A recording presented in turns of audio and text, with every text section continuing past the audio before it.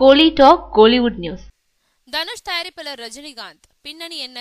கபாலி படத்துக்கு முன்னாடியே சூர்யா நாயகனா நடிக்கும் படம் ஒண்ணு இயக்க ரஞ்சித் அட்வான்ஸ் வாங்கியிருந்தாரு. ஆனா திடீர்னு ரஜினி தரப்புல இருந்து அழைப்பு வரவே பெருந்தன்மையா ரஞ்சித்தை ரஜினிகாந்தோட படத்தை இயக்க அனுப்பி வச்சாங்க.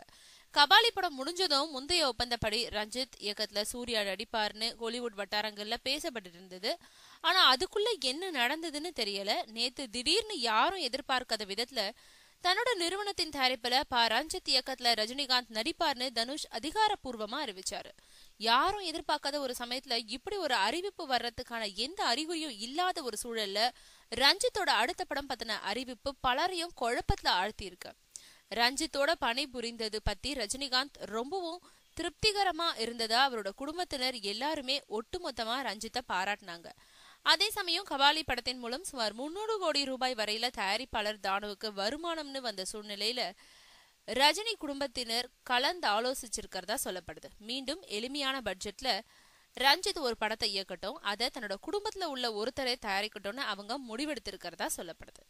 கபாலி படம் உருவாக சௌந்தர்யா ரஜினிகாந்த் ஒரு முக்கிய காரண கர்த்தான்றதுனால மீண்டும் ரஜினிகாந்த் நடிக்கும் படத்தை இயக்கும் வாய்ப்பை எந்த மறுபேதும் சொல்லாம ரஞ்சித்தும் ஏத்துக்கிட்டாருன்னு சொல்றாங்க. ரஜினிய மீண்டும் இயக்க வாய்ப்பு வந்தா யாராவது யோசிப்பாங்களா என்ன? ரஞ்சித் ரஜினிகாந்த் கூட்டணியில மீண்டும் உருவாக இருக்கும் படம் கபாலி படத்தோட 2ஆம் பாகம் இல்ல.